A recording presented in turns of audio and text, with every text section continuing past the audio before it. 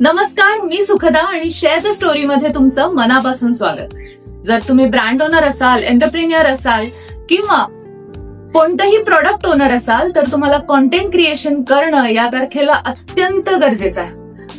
पण content creation करणं म्हणजे नेमकं काय, ते कसं करतात किंवा त्याची सुरुवात कशी होते किंवा काय करणं म्हणजे नेमकं कॉन्टेंट क्रिएट करणं, या सगळ्या प्रश्नांची उत्तरं या व्हिडिओमध्ये मिळणार आहेत. त्यामुळे व्हिडिओ शेवटपर्यंत पाहत राहा.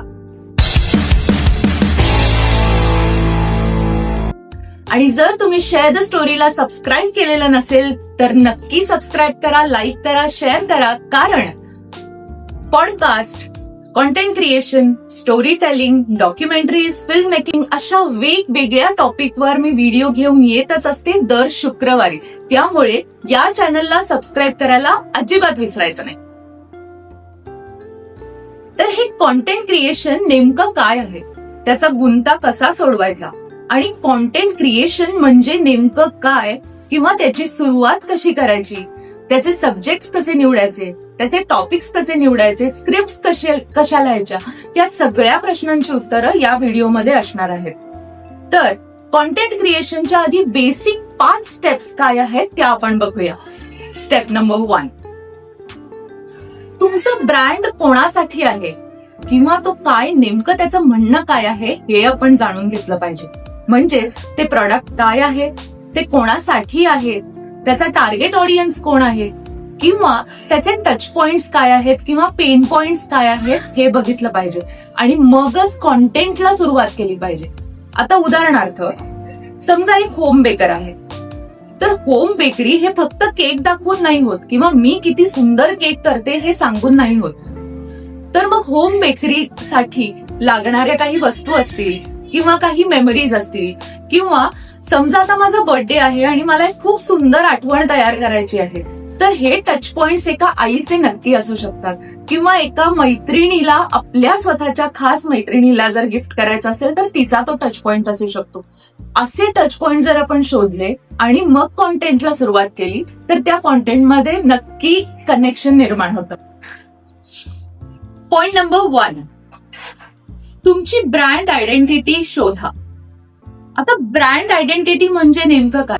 ब्रँड आयडेंटिटी म्हणजे तुमचा ब्रँड कोणता आहे, तो कोणाला सर्व करतो, तुमचा टार्गेट ऑडियन्स कोण आहे, तुम्ही कोणासाठी कॉन्टेंट बनवताय, या सगळ्याचा विचार म्हणजेच ब्रँड आयडेंटिटी. आता ती का करणं गरजेचं आहे, तर एक उदाहरण देतो. समजा एक होम बेकर आहे आणि जर तिने फक्त केक दाखवले की माझ्याकडे कोणकोणत्या प्रकारचे केक्स असतात, तर तिचे केक विकण्यासाठी थोडा प्रॉब्लेम होऊ शकतो. पण तिनं त्याचबरोबर जर इमोशन्स जोडले किंवा असं जर का सांगितलं की मी माझ्या खास मैत्रिणीसाठी हा खास केक बनवलाय किंवा एक आई आपल्या मुलीसाठी एक खूप खास आठवणीतला केक बनवते किंवा त्याची चव तिला खूप तिच्या लहानपणी घेऊन जाते, असा जर का तो कंटेंट असेल किंवा तुम्ही खूप दमलाय आणि तुम्हाला रिफ्रेश करण्यासाठी हा केक नक्की उपयोगी पडेल किंवा हा केक खाल्ल्यानंतर तुम्हाला रिफ्रेश वाटेल किंवा काही खूप वेगळं अनुभवायला मिळेल, या प्रकारचं जर कॉन्टेंट असेल तर त्याच्याशी भावना जोडल्या जातात आणि म्हणूनच ते कनेक्ट होतं आणि म्हणूनच हा कॉन्टेंट मग असा कॉन्टेंट लोकांपर्यंत खूप लवकर पोहोचतो. उदाहरणार्थ 2, आता एक ब्युटी ब्रँड आहे. या ब्युटी ब्रँडमध्ये आता एक वर्किंग वुमन आहे किंवा होम मेकर आहे, तर त्यांना काय गरज असते की सगळ्यात सुंदर आयुर्वेदिक, नॅचरल असे काही प्रोडक्ट्स असतील तर आम्हाला नक्की आवडतील, असं त्यांचं म्हणणं असतं. मग त्या पॉइंट्स वरती जर तुम्ही कॉन्टेंट बनवला तर त्या लोकांपर्यंत तुम्ही नक्की पोहोचू शकता. पॉइंट नंबर 2 आणि सगळ्यात महत्वाचा, तुमचा टार्गेट ऑडियन्स नक्की कोण आहे. आता हा जगभरात विचारला जाणारा प्रश्न आहे खरं तर आणि सगळ्या फील्ड्समध्ये विचारला जाणारा प्रश्न आहे, पण कॉन्टेंटसाठी हा प्रश्न अनिवार्य आहे. जोपर्यंत तुम्हाला तुमचा टार्गेट ऑडियन्स समजत नाही तोपर्यंत आपण खूप भटकत राहतो, आपण कॉन्टेंटमध्ये कन्सिस्टंट नाही होत. आता ते का नाही होत हे मी सांगते. टार्गेट ऑडियन्सचं जर तुम्हाला एज माहिती असेल, त्यांच्या वर्किंग प्रोफाईल्स माहिती असतील किंवा त्यांच्या आवडीनिवडी माहिती असतील तर त्याप्रमाणे कॉन्टेंट बनवला जातो आणि मग तो लोकांपर्यंत पोहोचायला खूप सोपं होतं. म्हणजेच आता समजा होम बेकरी किंवा ब्युटी प्रोडक्ट्स हे आपण उदाहरणं घेतली आहेत, तीच उदाहरणं आपण जर का इथे कंटिन्यू केली तर त्या बाबतीत असं सांगावं लागेल की होम बेकरीसाठी समजा जर मी आई मॉम या कम्युनिटीला जर टार्गेट करत असेल तर तिचे टच पॉइंट शोधणं आपल्याला इझी जातं. समजा मी बाईकची ऍड करत असेल किंवा बाईकसाठी कॉन्टेंट बनवत असेल तर मी तशा मुलांना टार्गेट करणं जास्त सोयीस्कर असेल माझ्यासाठी, कारण त्यांच्या आवडीनिवडी या माझ्यासाठी खूप मॅटर करत असतील आणि म्हणूनच आपला टार्गेट ऑडियन्स समजणं आपल्याला खूप गरजेचं आहे जेव्हा आपण एखादा कॉन्टेंट बनवत असतो. आता या टार्गेट ऑडियन्समध्ये त्यांना हे नको असतं की प्रत्येक सणासुदीला तुम्ही त्यांना शुभेच्छा द्या, प्रत्येक सणासुदीला तुमची एक पोस्ट गेली पाहिजे किंवा काय म्हणतो त्याला आपण हॅपी मदर्स डे हे प्रत्येकाने लिहिणं गरजेचं नाहीये. जर एखादा बाईक ची ऍड करत असेल तर त्यांनी हॅपी मदर्स डे किंवा हॅपी वुमन्स डे लिहिलंच पाहिजे याची गरज नसते, किंवा तसं लिहिलं म्हणजेच मी कॉन्टेंट तयार करणं हे चुकीचं आहे. कॉन्टेंट तयार करणं हे आपण आपले प्रोडक्ट्स घेऊन आपल्या टार्गेट ऑडियन्सशी कसं कनेक्ट करतो याचा एक दुवा असतो किंवा याचा एक ब्रिज असतो ज्याच्यामध्ये आपण देवाणघेवाण करत असतो आणि म्हणूनच टार्गेट ऑडियन्स खूप गरजेचा असतो. पॉइंट नंबर 3, तुमचे कॉन्टेंट पिलर्स बनवा. आता तुम्ही खूप ऐकत असाल या डिजिटल मार्केटिंग मध्ये ऐकत असाल किंवा सोशल मीडियावरती ऐकत असाल की माझे कॉन्टेंट पिलर्स चांगले नाही आहेत किंवा मला कॉन्टेंट पिलर्स बनवावे लागते. पण हे कॉन्टेंट पिलर्स म्हणजे नेमकं काय ते आपण बघूया.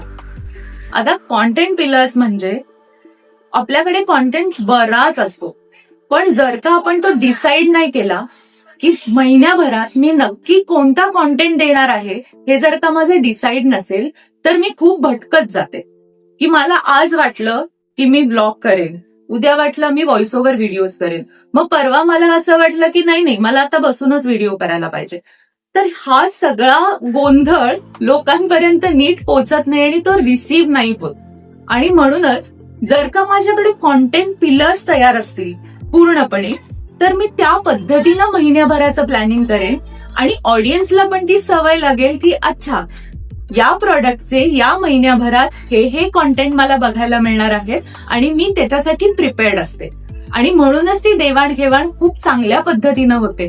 आणि म्हणूनच कॉन्टेंट पिलर्स अत्यंत गरजेचे असतात, पण ते करावे लागतात, ते प्री शेड्यूल करायला लागतात, ते प्री प्लॅनिंग मध्ये करायला लागतात. उदाहरणार्थ समजा मी फूड ब्रँड बनवतीये तर माझे कॉन्टेंट पिलर्स कसे असतील, माझे 4 ते 5 प्रकारचे कॉन्टेंट पिलर्स असतील. एक असेल मी नॉलेज शेअर करेन, त्या फूड बद्दल माहिती देईन, ते कुठून आलंय, म्हणजे भारतातलं आहे का भारताच्या बाहेरचं आहे, ती रेसिपी नवीन आहे का, त्या रेसिपी मधले इन्ग्रेडियंट्स काय आहेत, ते भारतातले आहेत का भारताच्या बाहेरचे आहेत, त्याचा इतिहास काय आहे वगैरे वगैरे. हे नॉलेज शेअरिंग झालं. सेकंड असतं ते म्हणजे बीटीएस, म्हणजे मी काहीतरी करते आहे, माझं हॉटेल आहे किंवा माझा टेक अवे युनिट आहे तर तिथे काय चालू असतं, युद्ध पातळीवर काम चालू असतं तर ते मी बीटीएस मध्ये दाखवते ते आहे. थर्ड पिलर असू शकतो तो म्हणजे न्यू रेसिपीज. न्यू रेसिपीज मी काय ट्राय करते किंवा माझ्याकडे काय युनिक आहे ते असेल, किंवा टेस्टिमोनियल्स असतील. आणि चौथं आणि अत्यंत महत्वाचं म्हणजे माझं जर का प्रोडक्ट असेल तर त्या प्रोडक्ट बद्दल माहिती असेल आणि CTA असेल, म्हणजेच कॉल टू ऍक्शन असेल. आणि हे 4 ते 5 कॉन्टेंट पिलर्स जर का रेग्युलर बेसिसवर तुमच्यापर्यंत पोहोचले तर त्याचा इम्पॅक्ट खूप जास्त होतो. पॉइंट नंबर 4, सिम्पल फॉर्मॅटने सुरुवात करा. म्हणजेच तुमच्याकडे जर का चांगला फोन नाहीये, लाईट्स नाहीये, माईक नाही आहे, काही हरकत नाही. तुमच्याकडे जो अवेलेबल फोन आहे त्यामधनं कॉन्टेंट तयार करायला सुरुवात करा. म्हणजेच तुम्ही ब्लॉग बनवू शकता, व्हॉइस ओव्हर व्हिडिओज बनवू शकता, बीटीएस बनवू शकता किंवा अगदी प्रॉडक्ट व्हिडिओ सुद्धा बनवू शकता. त्यासाठी खूप महागडा फोन असण्याची खरंच गरज नाहीये. तुम्ही तुमच्याकडे जे काही मटेरियल अवेलेबल आहे किंवा जे काही इक्विपमेंट्स अवेलेबल आहेत त्यातून सुरुवात करा. पुढे ते हळूहळू मोठं होत जाणार आहे आणि ते तुम्ही करणार आहात. पण जर का सुरुवातच केली नाही तर तुमचा कॉन्टेंट तयार होणार नाही. आणि एखाद्या ब्रँडसाठी आजच्या जगात जर कॉन्टेंट नसेल तर त्या ब्रँडची व्हिजिबिलिटी 0 असते. त्यामुळे लगेच कॉन्टेंट तयार करायला घ्या. पण जर का तुमचा कॉन्टेंट नसेल तर लगेच कॉन्टेंट बनवायला घ्या, कारण 2026 मध्ये या डिजिटल युगात जर तुमचा कॉन्टेंट नसेल तर तुम्ही नक्की मागे पडू शकता आणि तुमची विजिबिलिटी 0 होऊ शकते. त्यामुळे लगेचच कॉन्टेंट बनवायला घ्या. Point number 5, simple content plan follow करा. म्हणजेच खूपच ऍडव्हेंचरस प्लॅन असतात काही काही जणांचे, म्हणजे मी रोज 2 रील्स टाकणार किंवा रोज 1 रील टाकणार. सुरुवातीला हे नाही जमत किंवा आपण त्याच्यामध्ये खूप अडकतो किंवा आपलं मेन जे काम आहे ते सोडून आपण कॉन्टेंट बनवायला जातो आणि त्यामुळे सगळा गोंधळ होऊ शकतो. त्यामुळे अगदी ऑल्टरनेट डे जरी तुम्ही रील टाकायला सुरुवात केली, म्हणजे 2 दिवसातनं एकदा जरी एक पोस्ट केली तरी ते चालण्यासारखं आहे, पण त्याची कन्सिस्टन्सी ठेवा. म्हणजे कुठेही ते चुकता कामा नये. 2 दिवसानंतर तुम्ही 1 आठवड्यावर टाकलीत रील आणि पुढच्या आठवड्यात जर रीलच नाही टाकली तुमच्या कामामुळे तर काही उपयोग नाही. म्हणूनच सुरुवातीला कमी ऍडव्हेंचरस प्लॅन ठेवा. म्हणजे ऑल्टरनेट डे रील किंवा 3 दिवसातनं एकदा रील असं ठेवा आणि हळूहळू ते वाढवत जा. पण कन्सिस्टंटली रील पोस्ट करत जा. त्यामुळे होतं काय की लोकांना तुमच्या कॉन्टेंटची सवय लागायला पाहिजे आणि ती यामुळेच लागते. त्यामुळे सिम्पल फॉर्मॅट फॉलो करा. उदाहरणार्थ, मंडेला जर तुम्ही स्टॅटिक पोस्ट टाकली तर ट्युजडेला रील टाका, वेनसडेला पुन्हा स्टॅटिक पोस्ट येईल, थर्सडेला पुन्हा रील टाका आणि फ्रायडे सॅटरडे परत रील टाका. त्यामुळे होतं काय की तुमच्या सगळ्या बाजूनी पोस्ट यायला लागतात आणि मग कॉन्टेंट तुमचा पोचायला सुरुवात होते. या 5 स्टेप्स जर का तुम्ही फॉलो केल्या, अगदी बेसिक पासून सुरुवात केली तर या 5 स्टेप्स तुम्हाला कॉन्टेंट बनवायला नक्की मदत करतील. हा व्हिडिओ कसा वाटला ते तुम्ही मला नक्की शेअर करा आणि तुमचा कंटेंट काय आहे किंवा तुमचा कॉन्टेंट प्लॅन काय आहे हे मला नक्की सांगा. मी तुम्हाला त्याच्यामध्ये नक्कीच ऍडिशनल मदत करू शकते. जर तुम्हाला हा व्हिडिओ आवडला असेल तर लाईक, शेअर आणि सबस्क्राईब करा आणि तुमच्या मित्रमंडळींना सुद्धा सांगा की कॉन्टेंट कसा बनवायचा असतो. भेटूया पुढच्या एपिसोडमध्ये अशाच एका नवीन विषयासह किंवा पॉडकास्टसह किंवा स्टोरी टेलिंगच्या एका गमतीशीर व्हिडिओ सोबत. तोपर्यंत पाहत रहा शेअर द स्टोरी आणि सबस्क्राईब करायला अजिबात विसरायचं नाही. बाय.